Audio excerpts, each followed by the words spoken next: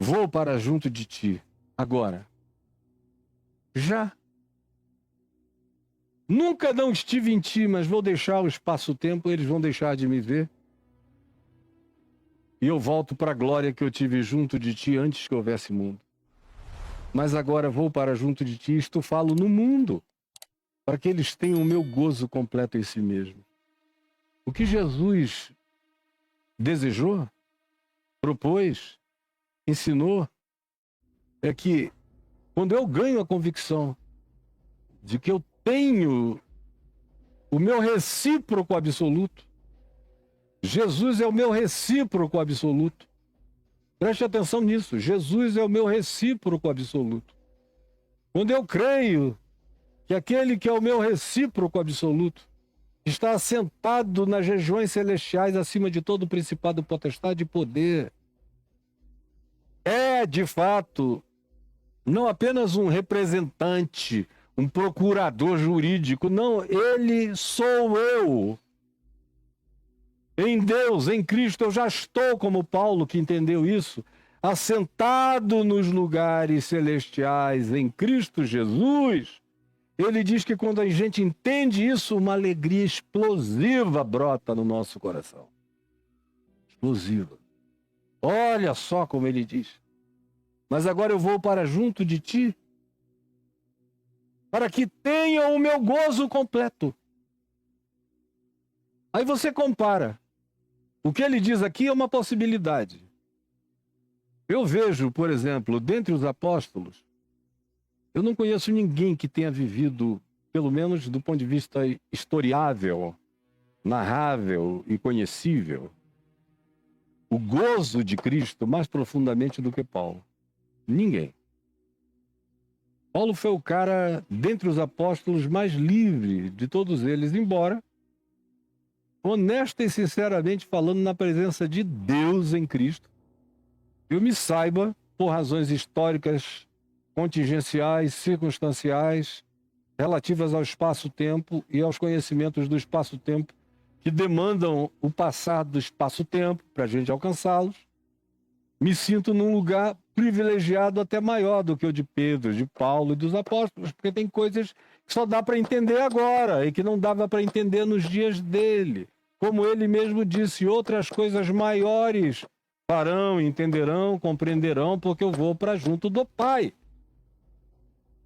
E nenhum dos apóstolos é meu santo padroeiro. Eu só ando e sirvo a Cristo Jesus. Todos os demais são meus irmãos alinhados com Jesus, com a pedra angular sobre a qual a gente constrói a Catedral Universal de Deus, sendo cada um de nós pedras vivas dessa construção, se mantivermos a coerência com os alinhamentos e com os prumos eternos dessa catedral espiritual edificada para a glória de Deus, transversica em todos os ambientes da criação. Pois bem, eu vou e eles vão experimentar essa alegria plena porque eu vou para junto do Pai. Esse gozo é o que eu quero que eles provem ao gozo completo neles mesmos. Agora, imagine o quão, eventualmente, a vida de muitos de nós está distante desse gozo completo. Porque nós perdemos a noção de eternidade, de transcendentalidade, de interioridade eterna, de reino de Deus se expandindo dentro de nós. Perdemos a ambição de conhecer a altura, a profundidade, a largura e o comprimento e provar o amor de Cristo que excede a todo entendimento. Nos tornamos pessoinhas medíocres e ficam querendo saber o sexo dos anjos, quem sobe primeiro quando Jesus voltar, como é que é corpo glorificado, fica perdendo tempo com fimose celestial, com hemorroida de querubim, com dinheiro, com fama, com poder, com reloginho do senhorzinho Malta, do rock santeiro, brega. Ou seja, são esses crentes bárbaros que estão aqui que É uma igreja que sofreu uma invasão bárbara alucinante, que tem tudo menos o gozo de Cristo completo em si mesmo. Gozo é quanto eu ganhei de dinheiro, se está sobrando ou não está. Se eu troquei de mulher e estou com uma mulher muito bonita. Se eu estou malhando e está todo mundo dizendo que eu estou gostoso e as garotinhas novas estão me dando maior mole na rua. Gozo é dizer, não, eu hoje transei 3 vezes. Essa panaquice, no meio da qual eu tenho que viver, e confesso que às vezes eu nem aguento mais viver, em muitos casos, de tão pó a pó, terra a terra, tão enlameado que é o papo, tão esgotificada que é a conversa, o tempo todo, os interesses, as temáticas. No entanto, Jesus diz que é preciso perseverar. É por isso que ele diz, eu quero que eles tenham o gozo completo. Que a existencialidade deles seja uma das maiores demonstrações do meu milagre neles, é esse gozo transcendente que não é feito de risada de palhaços, mas de uma transfiguração de face, olhar, atitude, gestos, modos e compreensões. E aí ele prossegue e diz, eu lhes tenho dado a tua palavra. E olha, não tinha livro, não tinha evangelho escrito. Paulo só foi escrever a primeira carta dele aos Tessalonicenses muitos anos depois. Mas Jesus não acreditava que palavra fosse texto de escritura. Ele não designou um escriba dizendo tudo que eu falar, anote. Ao contrário, ele disse, eu vou mandar o Espírito Santo, ele vai fazer vocês lembrarem e não esquecerem de tudo que aprenderam de mim, viram em mim e me viram praticar, sei manifestar. A palavra para Jesus não é um livro, não é um texto, não é uma escritura. É uma relação de absorção de caráter, absorção de atitude, absorção de compreensão, de mentalidade, de significados, de entendimento, de compreensões, de enraizamentos, de sentimentos. Tende em vós o mesmo sentimento que houve também em Cristo Jesus, é o que Paulo diz. Aquele que está em Cristo, assim também andem nele, conforme ele. A palavra de Deus é obediência no dia a dia, é andar, é seguir, é repetir, é continuar. Não é decorar texto e recitar, é viver. É ter a palavra na célula, no sangue, no respirar, no soprar, no existir, no interpretar, no sorrir. Eu lhes tenho dado a tua palavra. E o mundo os odiou. Não porque eles andam com Bíblia na mão, eles não tinham Bíblia para andar na mão. É uma invenção de outro dia. Quando eu vejo aí, o dia, acho que foi o Silas Malafaia dizendo, ninguém vai mais entrar aqui na ADVEC sem trazer o livro, a Bíblia, não tem mais ninguém que traz Bíblia. Está todo mundo ali com Bíblia no celular, é o texto. Teve um tempo que nem celular tinha. E eu se tinha na mente e coração, não se tinha em lugar nenhum. Ou então, teve um tempo que só se tinha os rolos do livro nas sinagogas e olhe lá. Nem toda sinagoga tinha um bom acervo de livros do Velho Testamento. Mas Jesus viveu o tempo todo. A única vez que ele abre um texto é na sinagoga de Nazaré, procura Isaías 61 e diz, hoje essa escritura se cumpriu em mim. Quando ele lê a escritura é para dizer, olha, prestem atenção na encarnação dessa palavra em mim.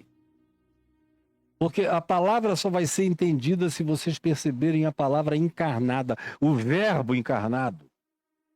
Eu lhes tenho dado a tua palavra e o mundo os odiou. Porque se eles vivem a minha palavra, eles são a antítese. Eles são o antagonismo que não se propõe como antagonismo, mas o mundo interpreta como entes diferentes e, portanto, antagônicos dos processos predatórios, dominadores, controladores, sugestionadores, sedutores do mundo, manipulando as outras pessoas. E supostamente esses discípulos que receberam essa palavra de Jesus vivem o oposto disso. Praticam o oposto disso, por isso o mundo os odiou. Não peço que tu os tires do mundo, não. Não é para fugir do mundo. Não é para criar uma comunidade de alienados. Atualmente nos Estados Unidos estão surgindo algumas comunidades nazistas, fechadas. Já tinha aquelas comunidades Quakers, Amishes, depois as comunidades Mormons, polígamas. Agora estão até fazendo nos Estados Unidos comunidades nazistas. Aonde quer que eles criem essas comunidades, acaba tudo em loucura, suicídio, morte. Sempre foi assim, e 99% das vezes vai acabar horrorosamente mal. O mundo nos salva de nos tornarmos um mar morto. O mar morto só é morto porque não dá nada para ninguém. Ele só recebe as águas do Jordão, a chuva quando cai, não é muita, mas ele não tem saída. Com o novo normal, com o aumento do calor, a alteração térmica planetária, o Mar Morto está secando. Secando, secando, secando. Eventualmente, daqui a mais não muitos anos, você vai chegar onde hoje é o Mar Morto e você vai atravessar todinho a pé. Já há uma faixa de terra hoje no meio do Mar Morto, que permite você atravessar do lado israelense para o lado jordaniano, no meio do Mar Morto. Vai secar porque o Mar Morto só recebe e não dá nada para ninguém. É como na vida da gente também, que só recebe, recebe, recebe, mas não é sal da terra, não é luz do mundo, não dá prazer, não dá gosto, não preserva, não se entrega, não ilumina, não serve, não ama, não abençoa, não procura, não altera para o bem com a manifestação da consciência e com a prática do amor no mundo. Se não fizer isso abençoando o mundo, pede a bênção de ser salvo pelo contraditório do mundo. O contraditório do mundo me salva, como discípulo de Cristo. O contraditório do mundo me humilha, me quebranta, me desempavoneia, me desembabaca. O contraditório do mundo me provoca a sabedoria, a sensatez, deveria ser. Pelo menos é assim quando a gente não é crente, doido e fanático. O crente doido e fanático, se começa a se tornar maioria, eles querem atropelar todo mundo, dominar todo mundo, controlar todo mundo. É a teologia do controle e do domínio. Mas quem é servo de Cristo Jesus não quer saber se é maioria, se é minoria, se é nada. Tanto faz, está ali para servir, para amar, para se dar como Jesus fez. Está ali para repetir as práticas de Jesus no mundo. Isso é servir a Deus no mundo. É viver como Jesus viveu no mundo. Não peço que tu os tires do mundo, mas sim que tu os guardes do mal, da mentira, da maldade, da ambição, da concupiscência, da aspiração pelo poder, pelo controle, pela dominação, pela subliminariedade manipuladora. Eu peço que tu os guardes do mal, da autoexaltação, da arrogância, da soberba, de acharem que são os eleitos supremacistas de Deus na terra. Isso aí é coisa do cão diabólico, salva-os disso. Guarda-os do mal, como é na oração do Pai Nosso. Salva-nos das tentações e livra-nos do mal. Desse mal profundo que bota raízes escondidas no coração da gente. Eles não são do mundo. Quando ganham a minha consciência, quando absorvem a minha palavra, quando vivem a minha vida, eles não são mais do mundo do ponto de vista da cidadania mundana. Não tem mais negócio de Deus, pátria e família. Isso aí é mundano, é um Deus que não é Deus, é uma pátria que não é a pátria, é só um nacionalismo xenófobo, preconceituoso e perverso. E é uma família sem amor, que não ama, que não cuida. No Evangelho, a família é muito relativizada. Jesus começou relativizando a dele. Chamando todo mundo de meu irmão, de minha irmã, de meu pai, de minha mãe. Meu pai, minha mãe, meus irmãos são todos aqueles que ouvem a palavra de Deus e a praticam. E deixou Maria lá fora, conforme Marcos capítulos 3 e 4, conforme a gente viu na exposição de Mateus. Ou na cruz, quando ele entregou Maria para viver com um dos discípulos dele, João. Mulher, eis aí o teu filho. Filho, eis aí a tua mãe. Ele relativizou essa família de gene, essa familhinha de ideologia política que as igrejas passaram a cultuar da maneira mais torpe possível. Anti-evangelho. No evangelho, meu pai, minha mãe, meus irmãos são todos aqueles que também amam e praticam o evangelho. E meu pai, minha mãe, meus irmãos consanguíneos, mesmo quando são antagônicos ao evangelho, eu os amo porque eu amo até o meu inimigo. Mas frequentemente eu tenho irmãos e irmãs, amigos e amigas e filhas que me são muito mais família do que alguns que carne e sangue conseguem produzir. Quem é do evangelho entende isso, quem não é do evangelho não entende isso jamais. Aí ele prossegue dizendo, eles não são do mundo como também eu não sou. É como também eu. Como também eu. Então como é que Jesus não era do mundo no mundo? Era não carregando os mesmos valores. Mas ele comia e bebia com publicanos, com pecadores, com meretrizes, com marginais, com desprezados. Ele tinha amigos pobres, tinha amigos remediados, tinha amigos pouco mais ricos, tinha amigos amados e tinha amigos desprezados pela religião. Ele aceitava convites, ele entrava na casa de quem estendia paz a ele e o convidava. Ele não fugia. Ele atravessava para fronteiras culturalmente antagônicas ao judaísmo. Ele ia para a terra dos porqueiros. Ele conversava em cemitérios. Ele tocava em leprosos. Ele fazia tudo que os judeus diziam que tornava um ser humano impuro. Ele fazia e não ia se purificar de acordo com os ritos judaicos. Jamais. Ele era inaceitavelmente irreligioso nas práticas dele.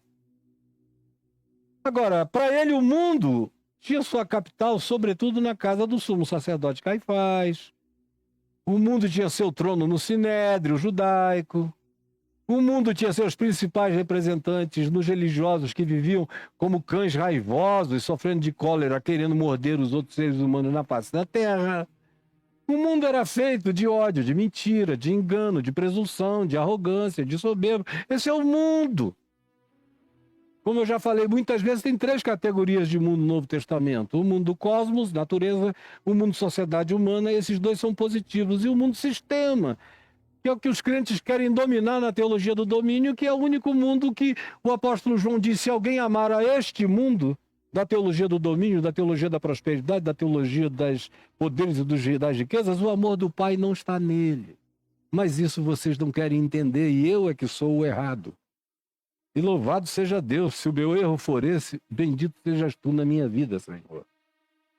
Aí ele diz, assim como tu me enviaste ao mundo, assim também eu os enviei ao mundo, é para eles me repetirem, irem nos mesmos lugares, tratarem do mesmo jeito, fazerem as mesmas amizades, não negarem sorriso para quem vem carinhosamente, por mais contraditória que seja a pessoa que vem chegando, mas vem com o coração amorável, buscando relação, conhecimento, ou ajuda, ou carinho, ou salvação, ou um socorro, ou um entendimento, ou um convívio, ou uma pacificação. Do jeito que ele foi para todos, eu quero ser para todos desse mundo. E do jeito que ele não foi para o mundo, que ele recomenda que a gente, nesse mundo de sistemas de controle, manipulação e sedução, a gente a esse sistema não se entregue e com ele não comungue, ele não comungou com esse sistema, eu também não quero comungar. Agora, o mundo natureza, eu estou aqui para cuidar, o mundo sociedade humana, eu estou aqui para servir. E com esse mundo da sociedade humana, que Deus amou e deu o seu Filho em prova de amor, com esse eu quero me congraçar todos os dias da minha vida. E ele dizia a favor deles, dos meus discípulos, eu me santifico a mim mesmo. Porque eles vão acertar, errar, mas se eles andarem querendo ser assim como eu, eles vão melhorar sempre, sempre, sempre, sempre, sempre. E nenhum teto vai parar o crescimento deles. Por isso, em favor deles, eu me santifico a mim mesmo por eles. Para que eles carreguem a autoridade da minha santificação imputada em favor deles. Da minha unção imputada a eles. da minha justiça imputada a eles, da minha autoridade imputada a eles, do meu poder concedido a eles, da minha palavra transmitida a eles. Em favor deles eu me santifico a mim mesmo, para que eles também sejam santificados na verdade. Só dá para ver santidade se ela brotar do coração para fora. Não é colocar uma máscara de santarado, sair por aí. A paz do Senhor, irmão. Oh, amado. Oh, amada. Coisas que, de longe, depois de minha avó ter sido crente, minha mãe crente, gerações de crentes antes de mim, e eu desde criança vendo isso, eu já sinto o cheiro disso de longe, aquele cheiro putrefato da hipocrisia, que chama de amado, quase como um palavrão, aqueles aos quais detestam. A favor deles eu me santifico a mim mesmo, para que eles também sejam santificados na verdade.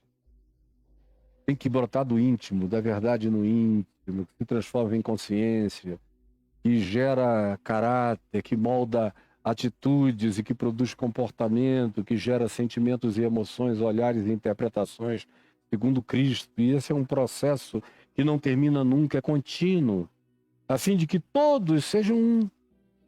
Só dá para ser um se a gente tiver esta compreensão.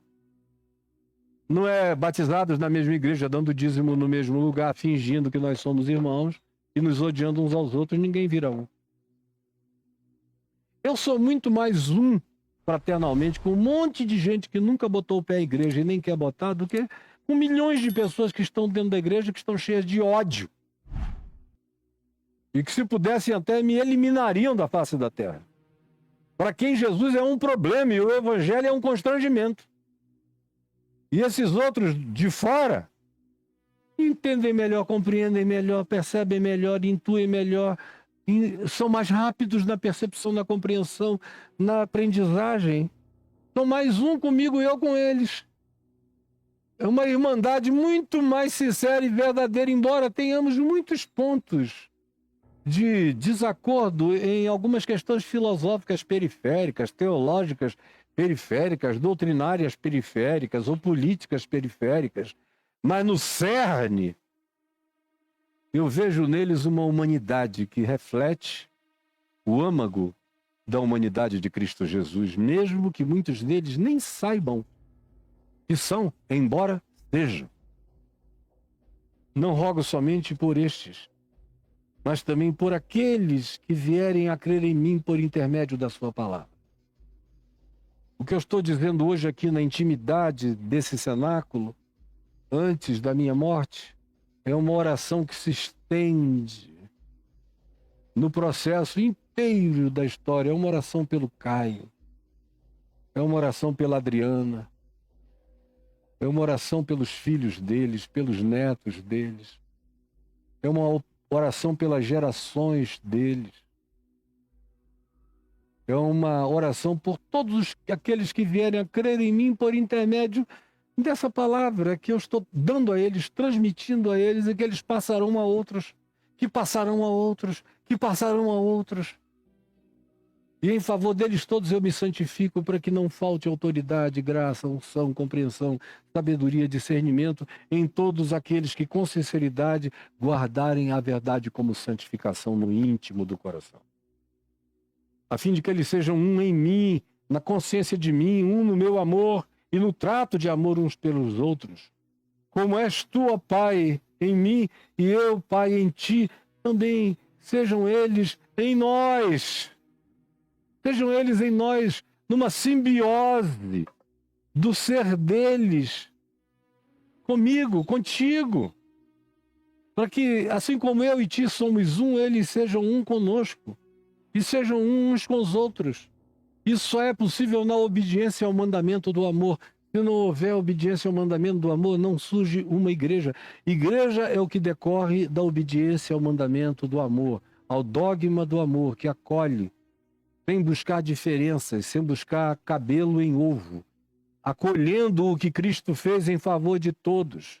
Embora nós não sejamos a cópia uns dos outros, graças a Deus, nós temos, todavia, um âmago e um cerne comum de convergência inegociável, que é o que caracteriza o significado do nosso pertencimento mútuo uns aos outros, de nós ao Pai e ao Filho habitando em nós. Habitando em nós, para que o mundo creia que tu me enviaste. A única chance que o mundo tem de ver Deus é quando ele enxerga amor na prática dos discípulos. É a única chance. Não adianta fazer uma fila e sair curando 1 milhão de chineses com cura milagrosa. A China não vai se converter. Nem curar judeus não vão se converter, nem muçulmanos. O que pode chocar é o amor. É ele ver que a gente ama e a gente não negocia o amor, a gente não desiste de amar, a gente não troca o amor por AR-15, nem por AK, nem por tanque, nem por bomba, nem por nada disso. É o amor. Nossa bomba é o amor.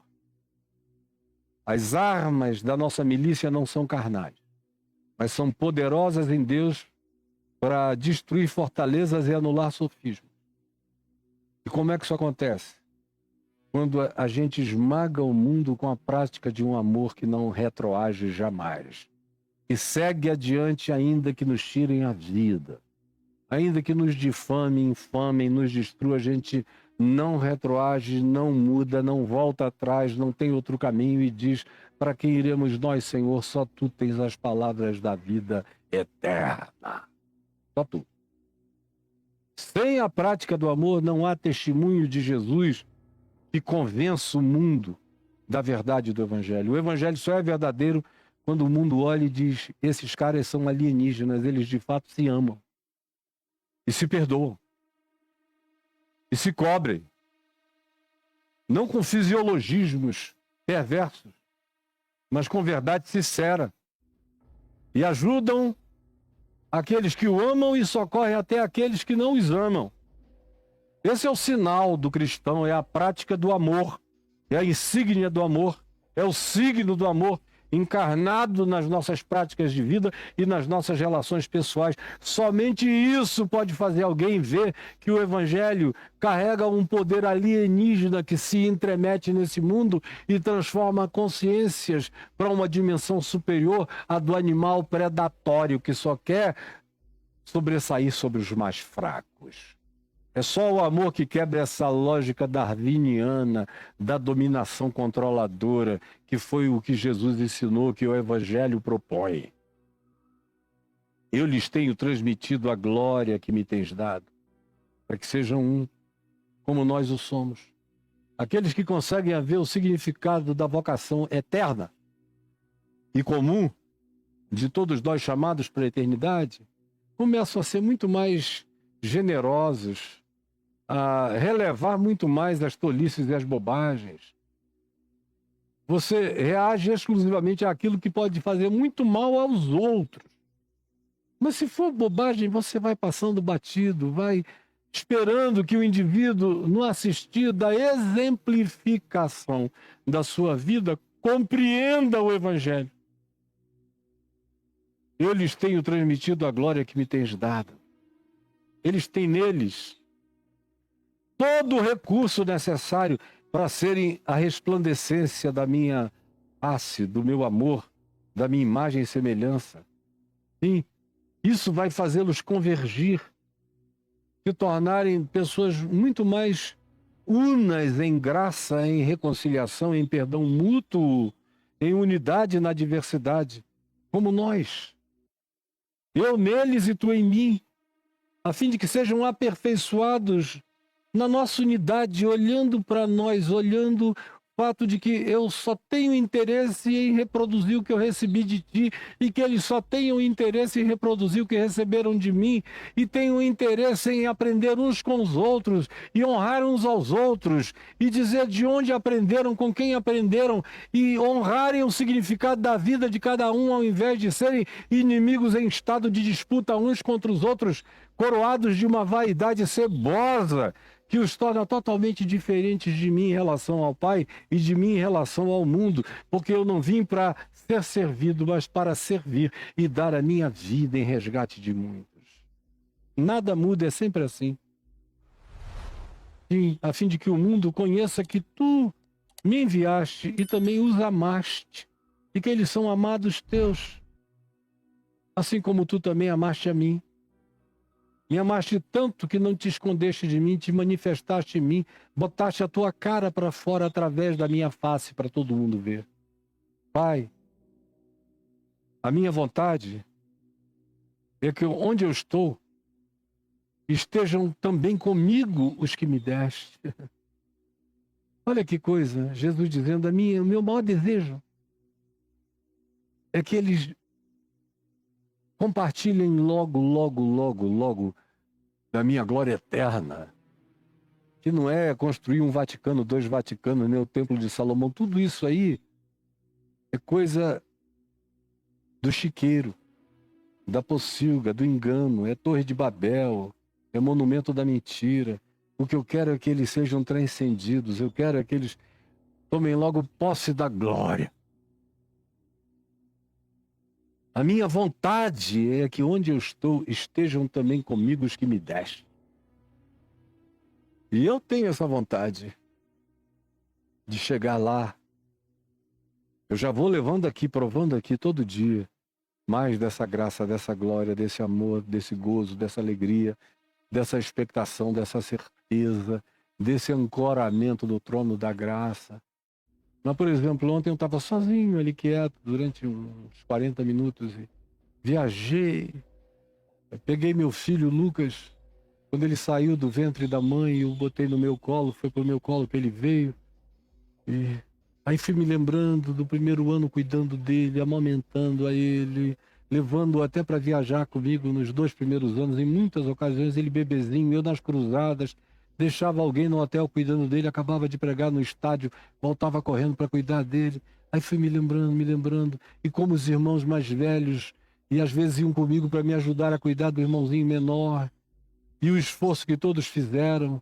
E depois, quando ele atingiu os 7, 8 anos, que ficou a coisa mais linda desse mundo, um menino lindo, gracioso, extraordinário. Depois, na adolescência, o tempo dos problemas que me deu, que me fizeram crescer como homem, como pai, como alma, como espírito, imensamente. E aí, depois de tudo, o Senhor o levou, e ele está com o Senhor, e eu me vi nessa companhia eterna, junto com os milhões de amigos que já estão me esperando nessa outra dimensão. Enquanto eu puder estar aqui, estarei com todo gozo no coração. No dia que eu for levado, eu entrarei no indescritível, no indizível, no incomunicável da glória de Deus. E esse tempo vai chegar, está se aproximando cada vez mais para mim. Essa é a vontade de Jesus, maior do que tudo, é que nós estejamos juntos com Ele, comigo, para que vejam a minha glória, que tu me conferiste, porque me amaste desde antes da fundação do mundo. O mundo é uma besteira que começou outro dia, para pesquisa científica. Eu quero levá-los para antes do Gênesis, para antes de todos os Gênesis, para antes da criação da luz. Eu quero que eles entrem e mergulhem na minha glória.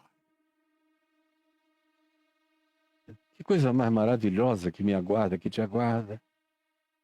Sim, porque me amaste antes da fundação do mundo, Pai justo. Pai, Pai santo, Paizinho, Pai justo. O mundo não te conheceu. Não te conheceu. Se o mundo tivesse de fato te conhecido, não seria um mundo de guerras, de chacinas, de barbarismos. A terra não teria se aberto para se afogar de sangue humano, de sangue animal, de devastação da natureza, com derrame de litros e litros e litros e litros, aquíferos de seivas de plantas, poluição do planeta, destruição da terra, porque o mundo não te conheceu. Eles não conhecem nem a flor que desabrocha, eles não reconhecem nem o amor da mulher, não conhecem amor de filho, não se sensibilizam por nada, vão se sensibilizar pelo Deus que eles nunca viram. Eles não conseguem amar a quem eles veem. O mundo não te conheceu. Eles não conhecem nem o outro humano. É um mundo que vive sem Deus no mundo. É um mundo ateu na prática, cheio de religião, cheio de crenças, mas sem Deus. Templos, rituais, liturgias de todas as religiões da Terra, mas sem amor. Sem graça, sem perdão, sem bondade. Querem se elevar a Deus por mecânicas só de respiração. Agora, amar o próximo que é bom, não, é melhor fechar o olho e aprender a respirar do que aprender a respirar fazendo boca a boca para salvar o outro. É moleza essa espiritualidade de silêncio na floresta. Eu quero ver de olho aberto, olhando para o que é feio, sentindo o cheiro putrefato de quem não toma banho, o hálito de bocas de dente podre, cuidando de pessoas abomináveis. Esse é o amor de Deus. Essa é a espiritualidade. Esse é o desenvolvimento. É nessa prática que a sua frequência atinge a frequência do amor de Deus, a sua vibração vibra segundo o amor de Deus. Não é respiração acalma, faz bem. Agora é o amor que realiza tudo que você não experimentou até hoje, inclusive esse gozo sublime. Pai justo, o mundo não te conheceu. Eu, porém, te conheci. E também estes compreenderam que tu me enviaste. Compreenderam, não sabem explicar, mas não conseguem negar que tu estás em mim, que eu estou em ti, porque é inequívoca essa relação. E eles reconhecem. E eu lhes fiz conhecer o teu nome em mim. E ainda revelarei mais de ti, do teu nome, do teu caráter, do teu amor. Pela vivência deles comigo. Eles conhecerão, não é pelo estudo de letras de livros, é pela experiência prática de praticarem o meu amor nas relações com o próximo, cuidando da natureza, cuidando uns dos outros, amando a mulher, o marido, os filhos, o amigo, o inimigo, os antagônicos, os diferentes. É aí que eles vão se elevar. Quanto mais eles tiverem coragem de praticar isso por amor, mais eles vão entrar na sintonia inquebrável do meu gozo neles. Eu fiz com que eles conhecessem isso e ainda farei conhecer muito mais. É por isso que eu disse que o meu teto não é Pedro, não é João, não é Paulo, não é André, nem é nenhum deles. Eu os fiz conhecer. Ainda farei com que eles conheçam mais, como Paulo, que veio a conhecer mais do que todos os que o tinham antecedido. Como outros muitos que vieram depois de Paulo. Tiveram outras percepções alinhadas todas com a pedra angular que é Jesus. Com o alicerce dos apóstolos e profetas no que tange a coerência dos apóstolos e dos profetas com a pedra angular que é Cristo. Só nisto. Nessa coerência eu ainda os farei conhecer muito mais, discernir muito mais altura, muito mais profundidade, muito mais largura, muito mais comprimento, muito mais do amor de Deus que excede a todo entendimento. E aí vai se cumprir o que eu desejo que se cumpra, que é o amor com que me amaste, habitando a eles. O amor com que me amaste, habitando a eles. E eu habitando neles, no ambiente do teu amor, no coração deles. Esse é o meu desejo. Essa é a minha consumação de oração. Senhor Jesus, eu te peço que essa palavra, essa oração, esse desejo, essa expressão do Cristo eterno, em favor de cada um de nós, alcance aqueles que querem ser teus, para viver, para encarnar, para absorver, para experimentar e para gozar esta palavra. É o que eu te imploro, em nome de Jesus. Amém, amém e amém. Hoje eu falei mais do que o normal, então eu vou deixar para amanhã o que normalmente eu falo todo dia sobre esses Pixes aí, o Pix do CPF, o Pix do CNPJ, os meus livros. Amanhã eu falo com vocês. Hoje eu vou ficar por aqui. Amanhã a gente volta com a graça de Deus. Um beijo para todo mundo e não saia daqui sem se inscrever no canal, caso você não seja, tocar no sininho e deixar o seu like para o algoritmo entender e nos posicionar melhor nessa plataforma. Um beijo em nome de Jesus.